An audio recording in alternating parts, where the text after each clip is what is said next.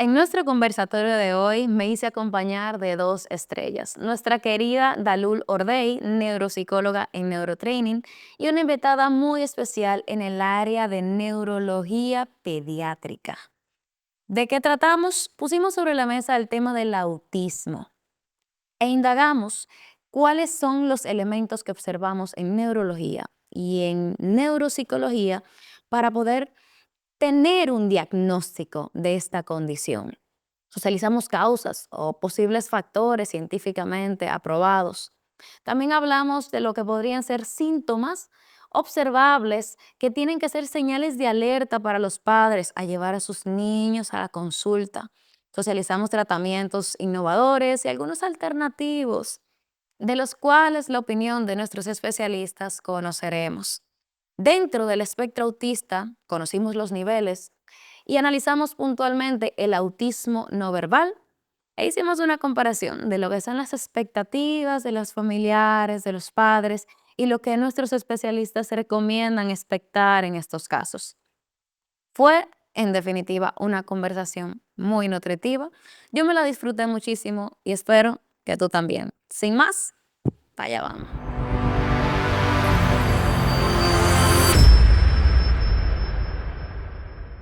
Bienvenidos a nuestro conversatorio. Hoy ponemos sobre la mesa el tema del espectro autista y vamos a dar un espacio a nuestros especialistas invitados de hoy para que se presenten. Adelante. Buenas tardes, yo soy la doctora Cristian López, neurólogo, neuropediatra.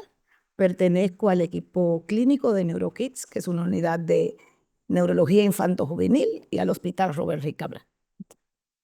Buenas tardes, yo soy Dalul Ordey, neuropsicóloga y pertenezco al equipo también clínico de Neurotraining, que es un centro de cuidado y atención y rehabilitación neurológica. Muchas gracias.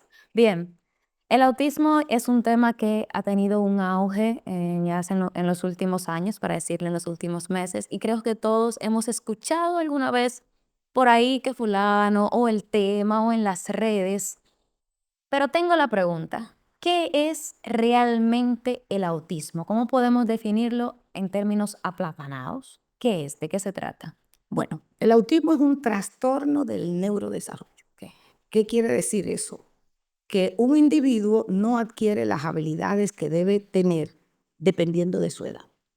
Es decir, no es una enfermedad, es una condición que generalmente se va a caracterizar por tres grandes grupos de síntomas: su comunicación verbal, no verbal, una conducta restrictiva y repetitiva que hace y dificulta la vida diaria del paciente. Es una condición que se va a mantener a lo largo de la vida, pero que si se interviene puede hacer una vida el paciente absolutamente funcional. Funcional. A ver, usted que está en la parte más de pediatría, usted recibe a estos infantes. ¿Cómo es el proceso de yo diagnosticar? Porque si es una enfermedad de neurodesarrollo, pues obviamente se tiene que desarrollar hasta cierto punto para yo. Si es una condición de neurodesarrollo, se tiene que desarrollar hasta cierto punto o dejar de desarrollarse para yo tener esa alerta. Cuando usted recibe a un niño, ¿a qué edad o más o menos en qué rango yo puedo empezar a observar que se detuvo ese desarrollo, que hay algún elemento que no está funcionando bien? Definitivamente el diagnóstico es eminentemente clínico. La historia es la siguiente. Mi niño iba bien, caminó a tiempo, se sentó a tiempo, comenzó a decir palabras y de repente hay como una desaceleración. O sea, hay un retroceso, hay pérdida de las habilidades, sobre todo en el lenguaje, que generalmente la familia, los del alrededor tienden a racionalizar. Fue que le dio una fiebre, fue que nos mudamos, fue que yo comencé a hacer una maestría. Y un niño que te decía papá, mamá, se ponía contento cuando tú llegas, de repente no verbaliza, está indiferente, no te hace caso, de repente tú lo llamas y te puede atender, de repente tú lo llamas y no te, es como si no fuera con él, que por eso viene siempre la disyuntiva, que los pacientes creen que se puso sordo, que es un niño que señalaba y ya lo deja de hacer. Es lo que dicen los papás, es como que él está en su mundo ahora. y esto puede ser constante o puede ser intermitente. Y eso es importante porque a veces los pacientes se confunden mucho, pero que a veces yo lo llamo y él viene, pero a veces yo lo llamo y él se queda igual. Entonces, esa es una de las posibilidades. Hay otros niños que ya desde el inicio del adquirir sus habilidades en el neurodesarrollo ya vienen con problemas y eso sigue empeorando. Ok, desde otra, todavía tengo la duda. Son niños. ¿A qué edad el padre tiene que decir, ok, esto es definitivamente ya? Perdón, generalmente la desaceleración se produce entre los 10 y los 20 meses. Oh, ok. Esto no es estándar, No es pero estándar, y general. vuelvo, insisto, porque se tiende mucho a racionalizar el síntoma. Pasó algo, se cayó, le dio una fiebre, le dio una gripe, le pusieron la vacuna, que ahí viene el famoso temor a relacionar las vacunas con eso. Pero entre los 10 y los 20 meses es el periodo donde puede suceder el retroceso. ¿Tenemos algún otro tipo de comportamientos, además de lo que usted mencionó, o síntomas, no sé si se le llamaría síntomas, o comportamientos que sean característicos de una persona que se pueda determinar que está dentro del espectro? Lo más importante y lo que más llama la atención, como hablamos, fue el lenguaje. Pero es un niño que tiene dificultad en la socialización, es un niño que tiene conductas muy particulares, intereses muy particulares, es el niño que alinea objetos, que si le interesa el abanico, abanico, abanico, abanico, cosas con ruedas. Es un niño que cambia toda su rutina de juego, no puede hacer un juego interpretando cosas, se aísla de su hermanito, se tornan a veces muy irritables, trastorno de conducta, se empataleta. Esto tiene que ver con el problema del no comunicarse, pero independientemente de eso, pueden tener trastornos conductuales importantes. Es un niño que va a tener dificultades en el sueño. Es un niño que el papá te dice, él comía de todo y ahora está selectivo, come lo mismo, no quiere comer nada. Antes caminaba en la grama, descalzo, ahora no quiere. No se deja cortar el pelo, no se deja cortar las uñas por trastornos sensoriales. Dependiendo, cada paciente es muy particular y muy característico, pero en sentido general son datos de alarma para los padres, para el tío, para el cuidador, definitivamente. Hablamos entonces, tenemos patrones, comportamientos, se le puede llamar síntomas. Siempre que hablamos de un tema como este, la pregunta que surge, ok, ¿y de dónde viene? ¿Cuáles son las causas? ¿Se puede evitar? Primero, causas, muchas. Yo le digo a los pacientes, el que sepa por qué da el autismo, le van a dar el Nobel de la medicina. Pero definitivamente actualmente sabemos que hay un componente genético y un componente ambiental. O sea, tú puedes tener una predisposición genética. Algo es importante, no todo lo genético se hereda. Todo lo que se hereda sí es genético. Generalmente son alteraciones de genes, lo que nosotros llamamos de novo, de primera vez, donde no hay antecedentes, donde nadie ha tenido la enfermedad y de repente este chico lo tiene. Otra cosa, los fenómenos ambientales. El autismo es como la diabetes. Si mi papá es diabético y yo como sano, hago ejercicio, es probable que yo no exprese el gen. Si mi papá es diabético y yo como dulce, no hago ejercicio, yo voy a expresar la diabetes. Entonces, muchas veces el gen está ahí, pero el componente ambiental lo que hace es que aumenta la posibilidad de padecerlo.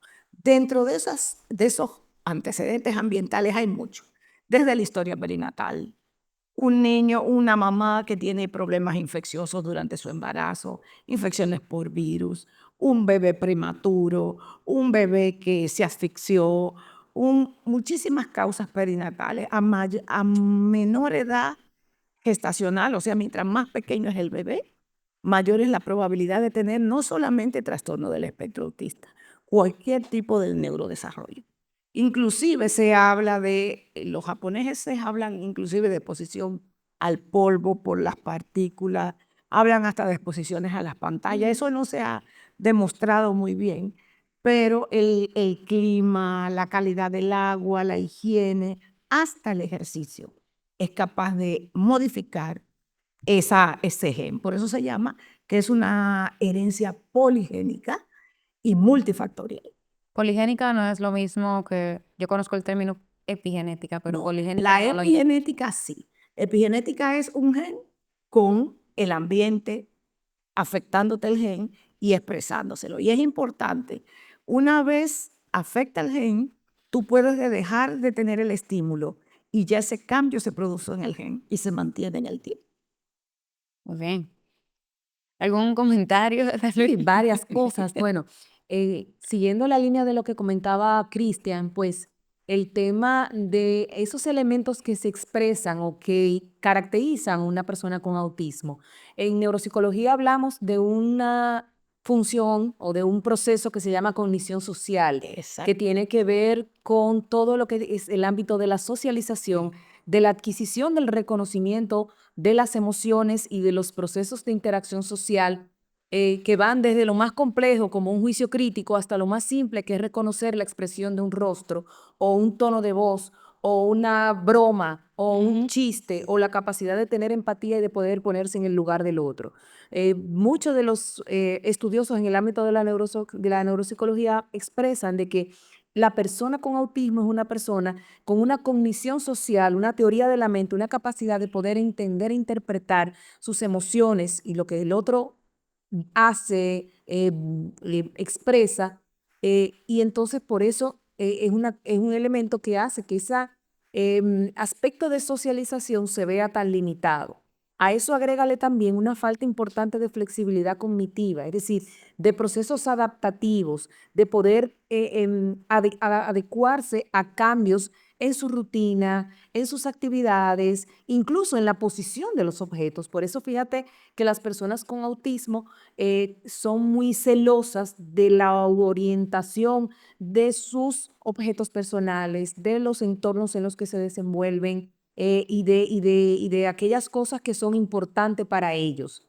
Está también lo que se llaman las conductas estereotipadas, movimientos repetitivos, giros, sacudida de manos. En algunos casos se ve los niños que caminan en la punta de los pies. Entonces, hay una serie de elementos observables que tienen que ver con ese proceso que se va dando en el transcurso de esos primeros años de vida, y también un elemento importante y es la parte de la capacidad también de recepción e iniciativa de la afectividad.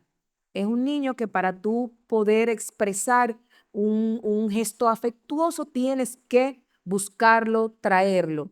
Y es un niño que difícilmente, o una persona, porque también hay adultos, van a entablar una interacción o van a buscar el contacto físico, la caricia, el abrazo, el gesto afectuoso, porque para ellos no es tal. Entonces ahí es un elemento interesante, el tema de esa necesidad que nos lleva a saludar, a darle un beso. Para ellos eso no está instalado en su estructura funcional, ¿no? Lo que me comentabas de esta cognición social, ¿está relacionando, tiene una relación, me preguntan, autismo, neuronas espejo? Claro que sí.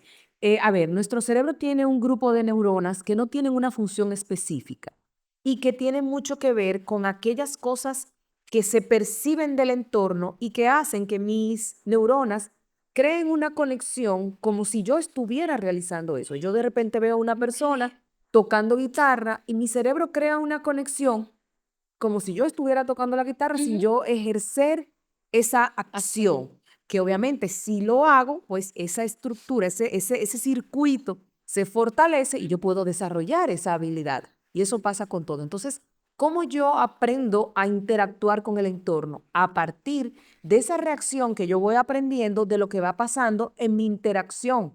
Pero si mis neuronas no reaccionan ante esa interacción y yo no tengo esa iniciativa, ese deseo, esa intención de que eso suceda, entonces va a ser más difícil que pueda haber un proceso de aprendizaje intrínseco, vamos a decir así, un aprendizaje no intencional de esos elementos que están asociados a esa capacidad de poder adquirir habilidades sociales. Voy a poner un ejemplo simple, la cultura. A ti nadie te dice, usted es una persona que por ser dominicano tiene que ser de tal o cual manera. Pero la interacción con tu entorno, con tus padres, con las actividades que tú realizas, te hacen desarrollar unas características como individuo que te diferencian de personas de otras nacionalidades o de otro, incluso de otro tipo de cosas como la religión, como el centro educativo donde tú estudiaste, lo que son, estudian en tal centro, tienen esta característica. Entonces, eso no lo adquiere una persona con autismo. Y entonces, eso va a limitar tremendamente la capacidad de yo poder establecer, por ejemplo, un juicio crítico o la consecuencia de mis acciones o el poder comprender situaciones que pasan en mi entorno y que yo no logro identificar porque no las puedo interpretar, porque mi cerebro no logra hacer esa conexión, ese circuito que me permite poder comprender ese tipo de situaciones. Con relación a esas neuronas en espejo, realmente los primeros trabajos se hicieron en monos, en primates, pero a nivel neurofisiológico hay una manera, en teoría, las neuronas en espejo están distribuidas en todo el cerebro, sobre todo en la corteza prefrontal, lo que decía, por eso tú tienes la capacidad, primero, como si estuvieras haciendo el hecho, y puedes prever qué va a hacer la persona por su lenguaje no verbal. Entonces hay unas ondas en el electroencefalograma, las ondas Mu, que se veían en pacientes que no tenían el trastorno del espectro, que cuando se registraba un paciente con TEA, no sucedía. Entonces, en teoría, esas ondas Mu eran una manifestación neurofisiológica de esas famosas neuronas en espejo, y cuando se comparaban con los pacientes con trastorno del espectro, no se lograba conseguir cuando se hacía cierto tipo de estímulo. Entonces, si realmente por ahí es que va la cosa de la fisiopatología, de por qué esa conducta. Muy interesante. Paso de la cabeza a la barriga. Autismo microbiota intestinal. He escuchado, soy muy afán, que se le está llamando hace como 2 años ya el segundo cerebro a la microbiota. Y ya que el autismo me están diciendo que va por el cerebro primario, háblenme de qué tanto se puede relacionar con un segundo cerebro. Mire, el gran boom de todo lo que es enfermedades mentales es la microbiota. El eje intestino-cerebro. ¿Qué es eso en buen dominicano? Tu intestino hay un equilibrio en los microorganismos. Hay una cantidad de tal tipo, hongos, virus, mil cosas. Entonces, cuando hay un desequilibrio de esa armonía en la que están esos microorganismos, que se llama que es una disbidia, se supone o se sabe que se produce toda una desorganización en la parte inflamatoria inmunológica y comienzan a permitir pasar ciertas sustancias que tienen relación con los procesos inflamatorios. Entonces, por eso no solamente se asocia al TEA, se habla en la ansiedad, en la depresión. Una cosa yo quiero decir, porque yo creo que todo en extremos son. Ahora tanto los papás que no puede comer gluten, que no. Nadie tiene una microbiota similar a otra. Cada individuo tiene una microbiota particular. Por lo tanto, lo que te sirve a ti no te va a servir al otro. Porque vemos, por lo menos yo lo veo en la consulta, es una locura. O sea, no como esto, no como esto, no como lo otro. Bueno, en estos días vi un niño, digo yo, mire, eso es abuso infantil. Un niño 3 días comiendo sopa de tuétano de hueso, descrita por un colega. Digo, pero te puedes ir preso por CONAN. O sea, yo lo que quiero que entiendan, primero lo que uno siempre aprendió, comer sano le hace bien a todo. El famoso que la salud entra por la boca.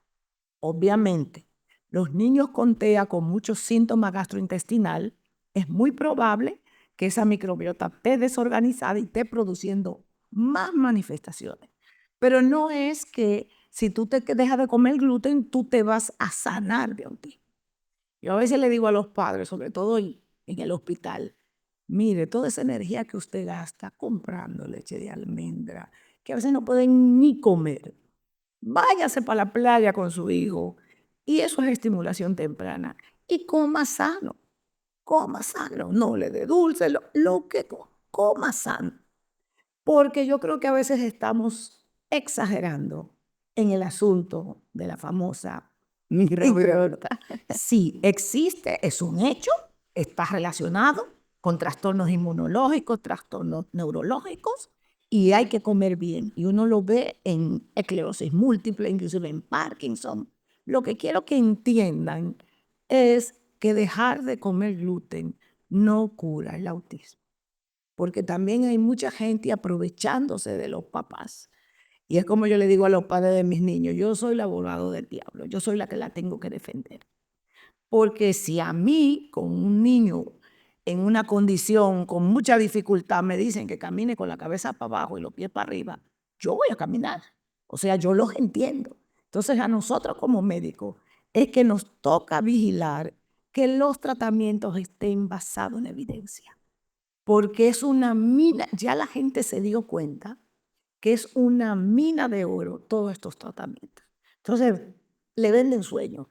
El último tratamiento porque llegó aquí, pero en el 1950 estaban haciendo eso y no resolvió. Entonces, yo pienso que déjese guiar de su médico, pregunte y trate de hacer tratamientos que estén basados en la evidencia. Lo que no falla es un buen programa de terapia, un buen sistema escolar, un buen programa de alimentación, estimulación. Todo lo demás, toda esa magia no es posible y no es real.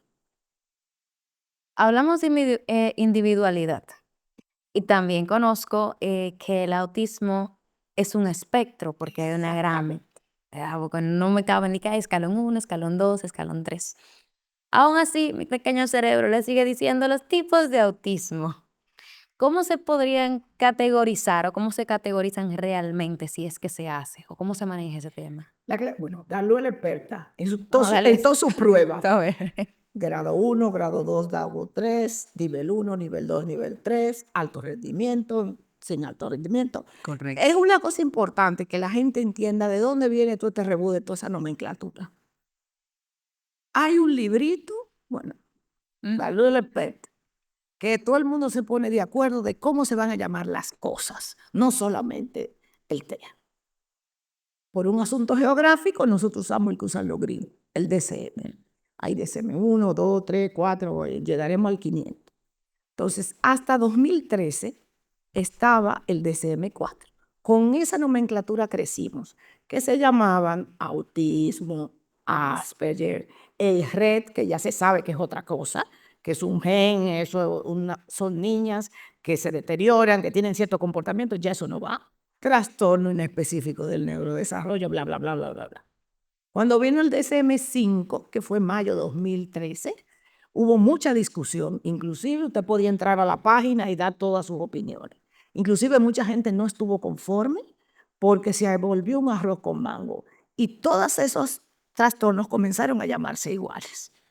Trastorno del espectro autista, porque los papás cuando oyen la palabra autista, en un TEA leve funcional, están pensando en el niño que se llamaba autista en la clasificación vieja, que tenía mucha dificultad, y me dice, no, mi hijo no tiene eso.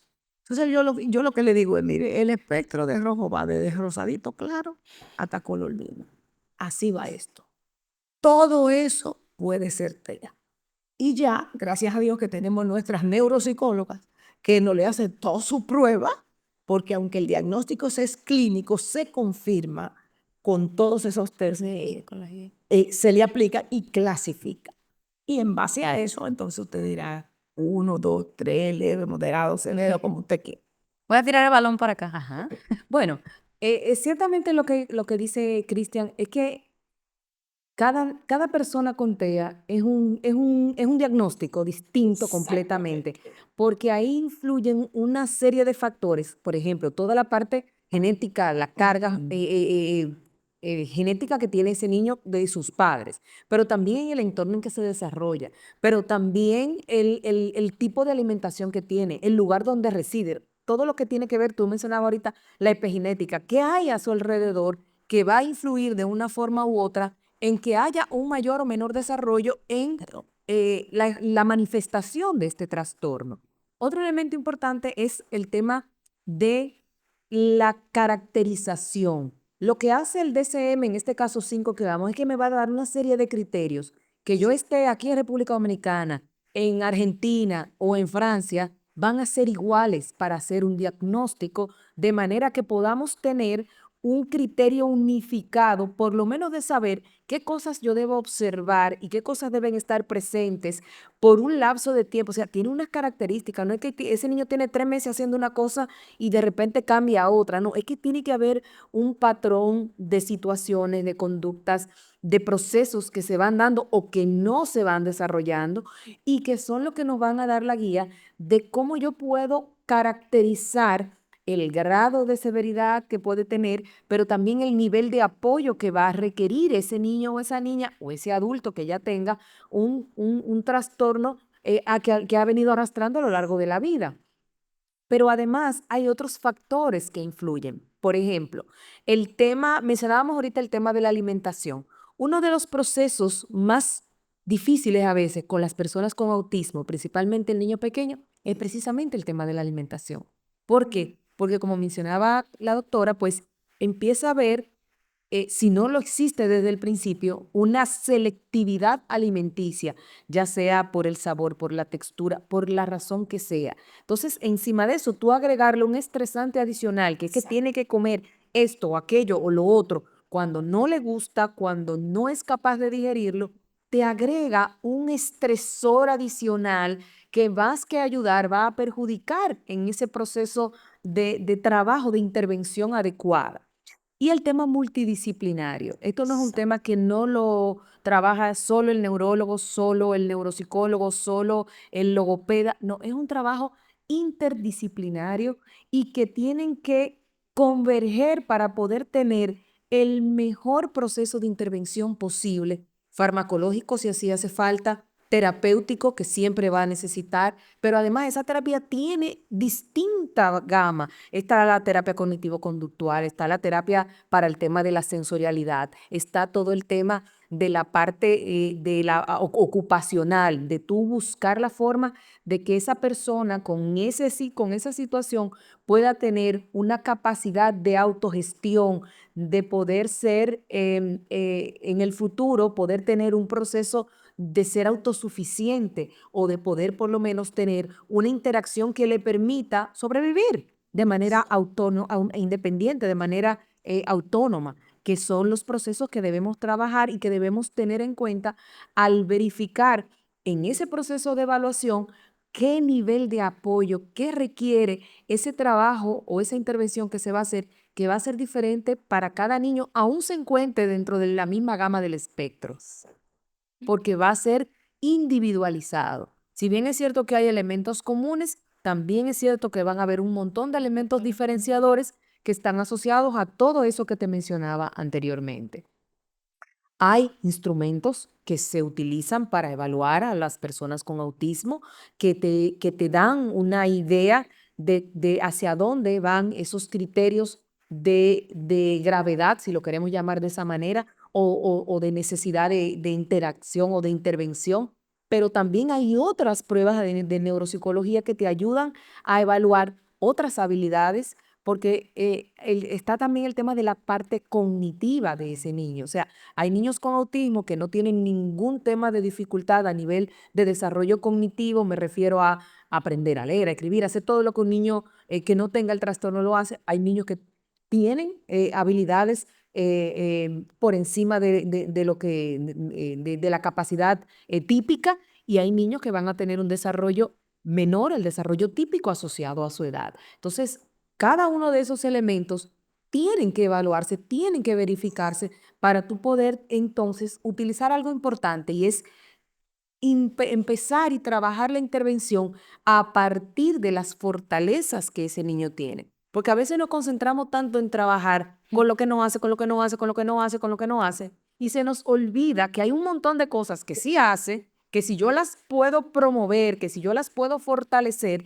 van a mover todo ese sistema cognitivo, adaptativo, social, conductual, y que va a permitir entonces un mejor desarrollo de esa persona que tenga un trastorno del espectro autista. Y algo, por ejemplo, en esa parte ya somos nosotros los neurólogos, las comorbilidades. Correcto. A veces el paciente lo que está presentando no es por su TEA, ¿Qué es comorbilidad? es una enfermedad que se asocia a otra. Ok. Morbilidad es enfermedad. Entonces, si yo tengo TEA, yo tengo una comorbilidad, es otro trastorno. ¿Cuáles son las comorbilidades más frecuentes? Que a veces el niño llega y tú dices, él tendrá TEA, pero su problema ahora no es el TEA, es un déficit de atención. Un niño disperso, que no sepa quieto, que se sube, que se baja, que no enfoca. Un niño oposicionista desafiante, que te desafía, que tiene un trastorno de conducta importante. Un niño que viene con un trastorno del sueño, que la familia tiene 2 semanas que no duerme. Y eso empeora su problema de conducta. Ahí no es el TEA el que está dando problemas. Es un paciente que convulsiona, es muy frecuente, que los TEA tengan epilepsia. Entonces, muchas veces eso es importante. Yo creo que el gran éxito de esta nueva clasificación es que nos permite hacer doble diagnóstico, que con la clasificación vieja o eras blanco o eras gris. A veces tú tenías niños con diagnóstico de TEA y tú decías, pero lo que él tiene es un déficit de atención. Eso es lo que no me deja que funcione en la escuela, porque se para, se sienta, no obedece a la maestra, no se está tranquilo. Entonces, eso es importante. Es muy frecuente que los trastornos del neurodesarrollo coexistan. Entonces, ¿qué uno tiene que como médico, sobre todo en la parte del neurólogo pediatra, qué es lo que me le está dando problema? Sí, él tiene un TEA, pero si no resuelvo con el psiquiatra la conducta oposicionista desafiante, no va a poder recibir su terapia. Entonces, no vamos a. Entonces, eso es importante que el paciente, el niño, se vea como un todo. Porque a veces todo se atribuye, porque él es un TEA, porque él es un TEA. No. Y en cuanto al orgánico, yo me río mucho con los residentes de pediatría y los pediatras. Doctora, aquí hay un niño suyo. ¿Pero qué tiene? Tiene gripe. Yo a mis niños le da gripe, le da diarrea. Porque a veces es un temor, sobre todo con los que se asocian a epilepsia, que ni lo examinan. No, déjame llamar a su neurólogo. No, es un niño normal como otro que le da de todo. Entonces eso es importante porque mejora la sintomatología y permite que los terapistas, que los psicólogos hagan su trabajo y mejore la calidad de vida. Muy bien. Y quiero acotar ahí también el tema de la intervención, de cómo tratamos a ese paciente, de cómo tratamos a ese niño, porque nos acomodamos y le buscamos tanto a la vuelta que en vez de ayudarle lo desayudamos. Entonces, sí es cierto que hay cosas en las que hay que ceder, pero hay cosas en las que no se puede ceder.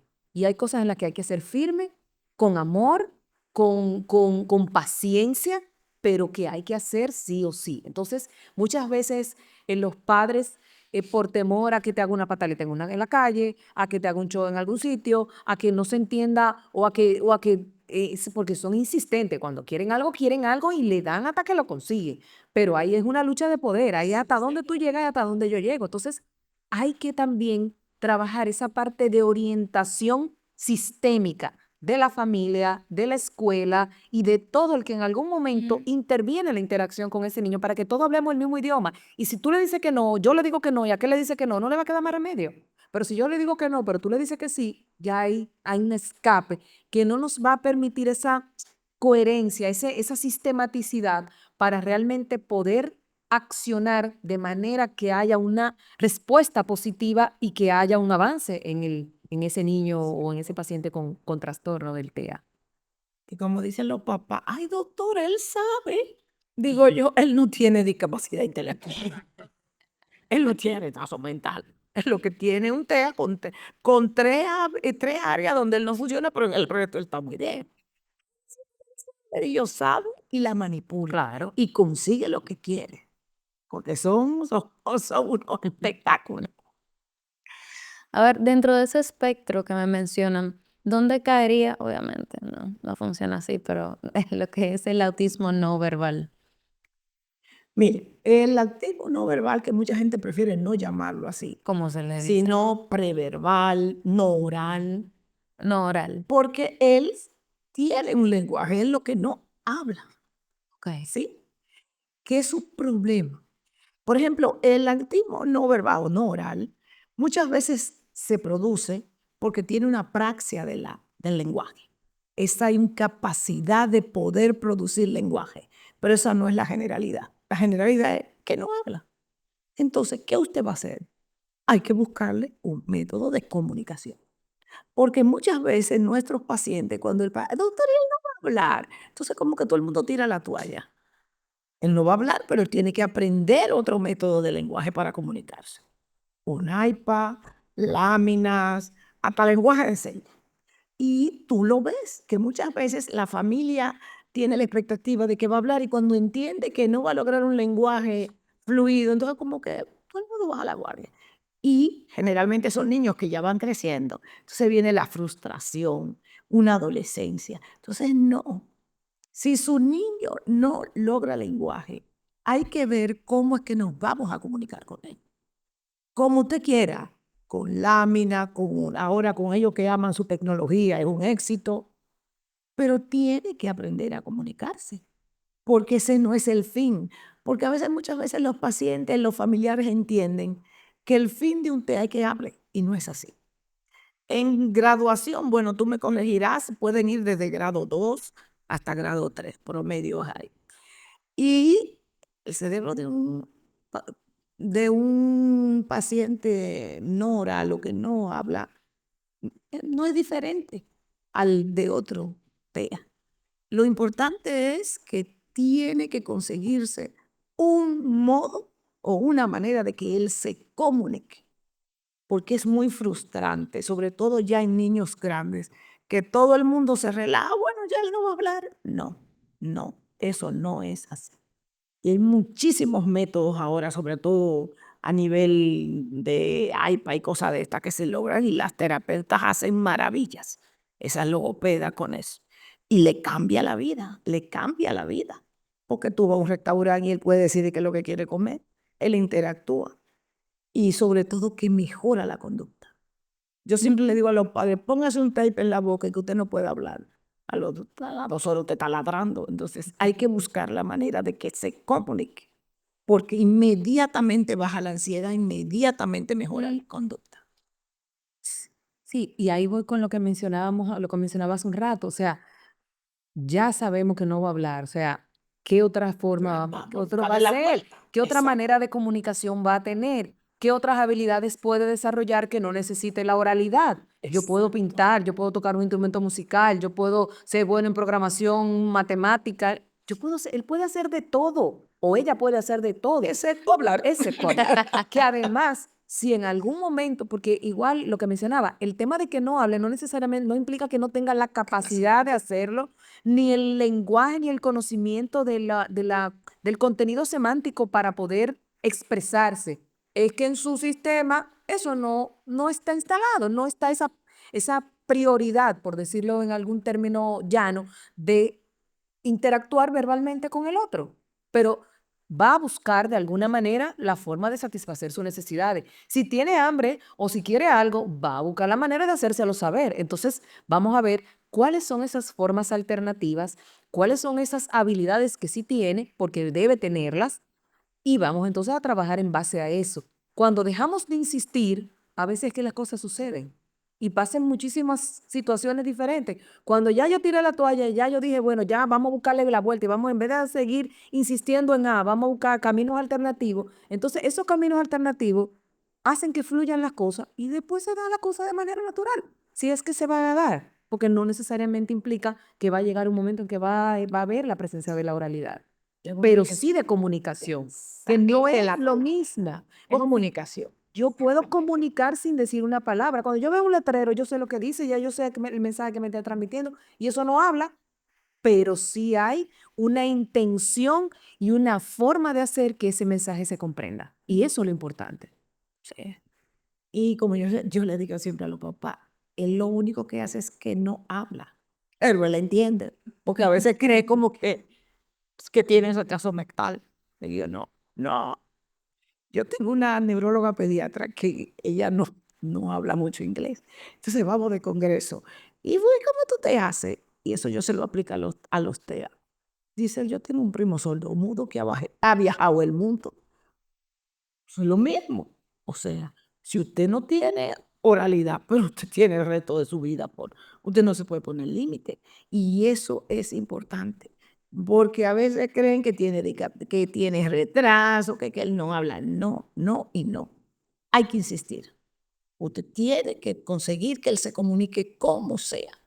Y el tema es la expectativa que tienen los padres, que los frustra. O sea, a veces el niño ni se entera de que eso no le importa. De verdad, que nunca lo ha hecho ni no, y siempre ha llegado al tamaño que tiene sin tener que decir una palabra. Entonces, ¿quién le dice que no puede seguir? La frustración viene de los padres que tienen esa expectativa de que ya si se expresa oralmente va a tener una integración o una visión distinta de lo que puede ser. Y no necesariamente es así. Entonces también hay un trabajo importante de aceptación de los padres, de buscar qué realmente son aquellos recursos terapéuticos, de intervención que realmente van a producir el desarrollo que sus hijos necesitan para poder ser personas que se puedan adaptar a un entorno social, que puedan ser autosuficientes y que puedan valerse por sí mismos, porque nadie nació para semilla, su papá y su mamá van a morir en algún momento. ¿Quién se va a hacer cargo de esa persona? Tiene que empezar a desarrollar y tenemos que procurar hacer que desarrollen esas habilidades y darle los recursos y las oportunidades de que lo puedan hacer. Me comentan comportamientos, actitudes que dentro de un tratamiento, una terapia, pues se puede ayudar para que desarrolle herramientas. Eso uno. Ahora, dentro de los tratamientos hay uno que se habla de estimulación magnética, transcranial. Eso es Moduladores. directo para acá. Y yo quiero entender un poco de cuáles son estos tratamientos que tenemos. No sé si primero vamos a pasar a las herramientas para el diagnóstico, que tengo conocimiento de la 2.2. Correcto. Primero podemos ir ahí, luego a tratamientos para que la línea se mantenga, ¿verdad? Ok, bueno.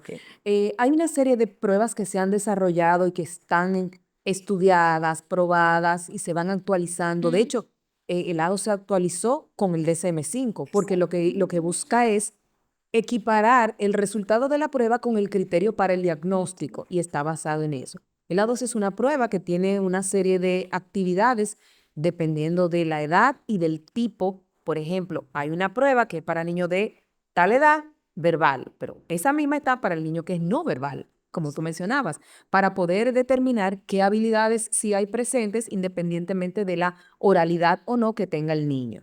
Entonces, esa prueba tienes un protocolo bastante riguroso. De hecho, las empresas que venden la prueba, hasta que tú no hagas un proceso de capacitación, no te venden la prueba. Tú no puedes utilizarla de que fui allí, la compré y la voy a aplicar, porque hay todo un proceso riguroso para poder aplicarla, para que ese resultado corresponda con la realidad y tú realmente puedas hacerlo. Pero además hay toda una batería de pruebas neuropsicológicas que evalúan habilidades lingüísticas, atencionales, verbales, lo que decía la doctora Cristian, el tema de las comorbilidades que puede tener. Si hay un trastorno, por ejemplo, hay niños que tienen oralidad, pero esa oralidad está afectada por el uso inadecuado del lenguaje, por una articulación inadecuada. Entonces ahí entra la parte de logopedia y de la parte específica del lenguaje, pero también lo que evalúa el déficit de atención, por ejemplo, que suele ser una comorbilidad bastante frecuente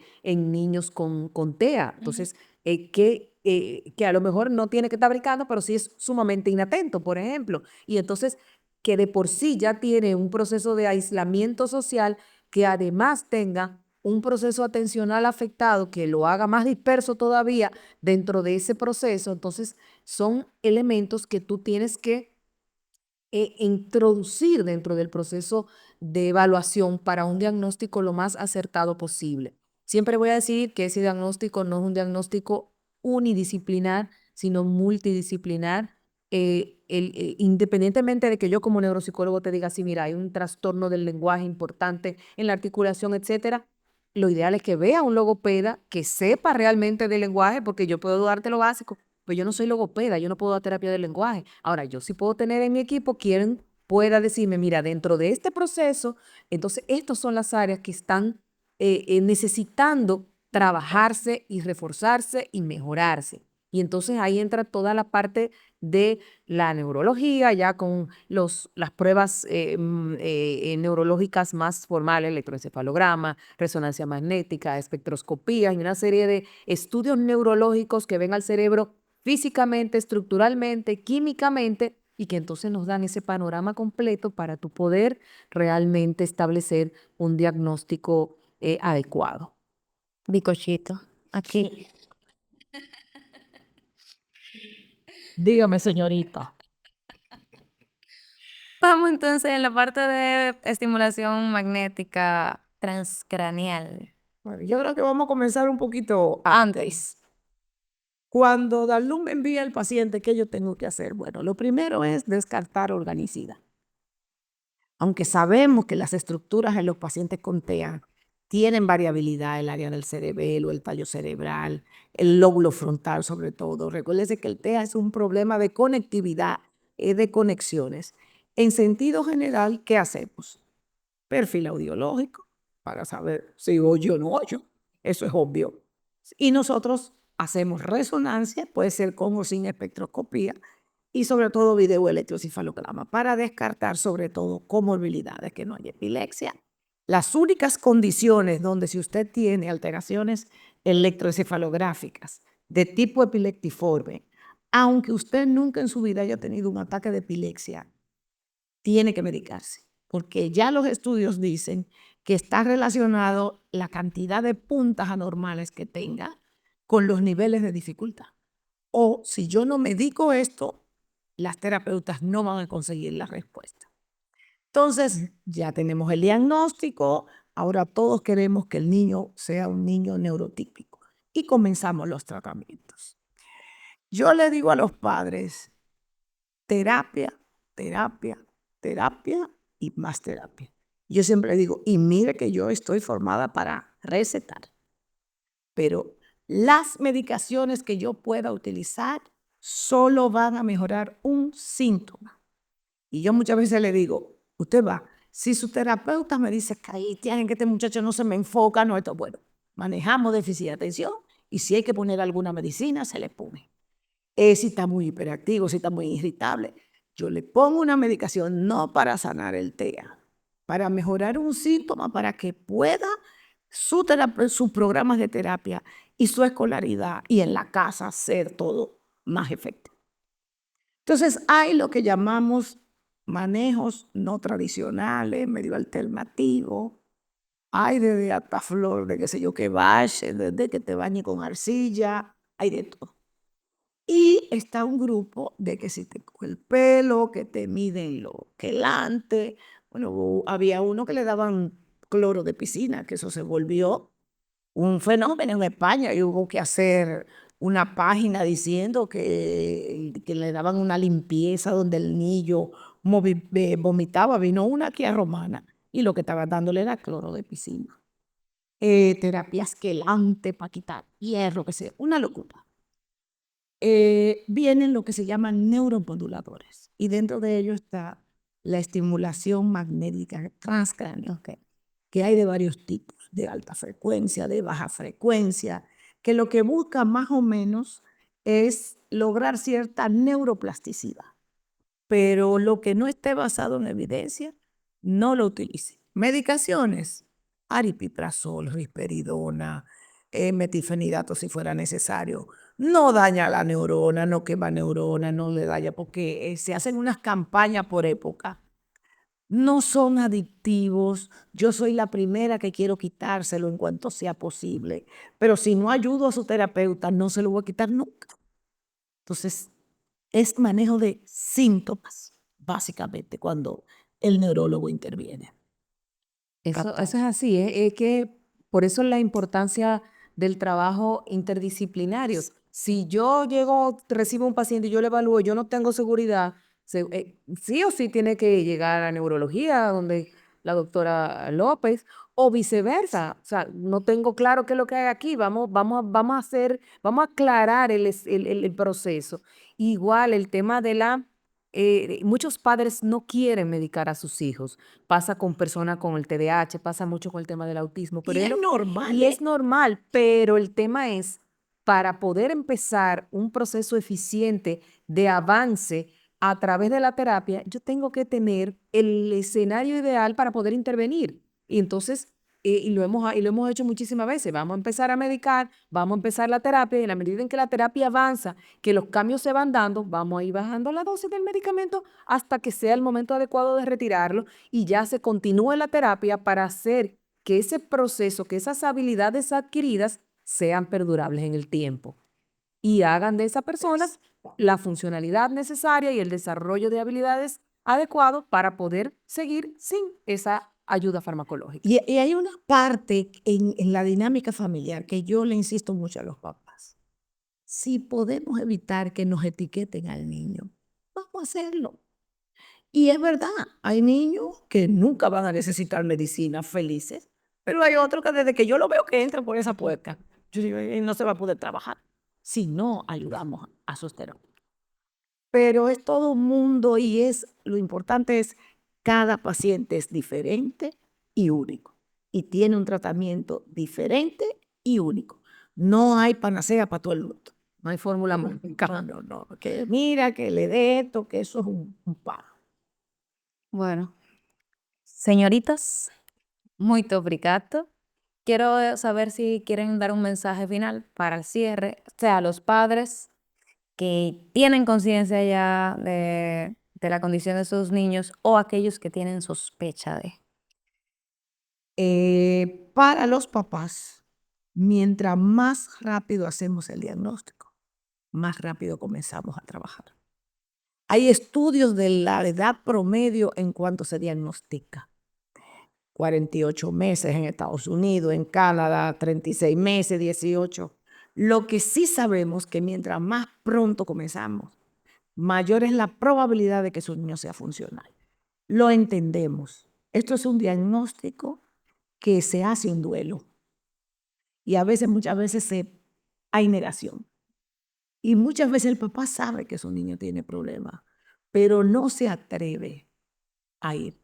Yo siempre le pongo un ejemplo a mis pacientes. Yo tengo una colega que es psiquiatra infantil y un día me la encuentro en mi oficina y me dijo, Cristian, tengo 2 meses llorando, ya voy a comenzar a trabajar. Y si esa es una persona que tiene conocimiento, ¿qué tú le vas a exigir a un papá que no sabe? Entonces es válido el duelo, es válido todo eso que usted está sintiendo, pero entienda que mientras más rápido usted comienza, mejor es el pronóstico de su hijo. Y tanto es así que una vez usted llega, en lo que usted me trae los estudios, yo le digo, quítele la pantalla, llévelo para el parque, qué sé yo, y vienen 15 días, doctora, pero está diferente, ya comenzó el cambio. Entonces, haga mientras más, si tiene sospecha, llévelo aunque no tenga nada. Peque por exagerado. Y a veces no se ponga bravo con su suegra, con su tía, que desde el amor se lo está diciendo.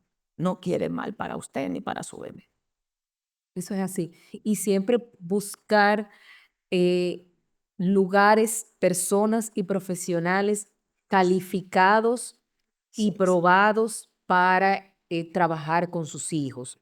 Busque, averigüe, indague, pida información si no está seguro, porque siempre es mejor el buscar ese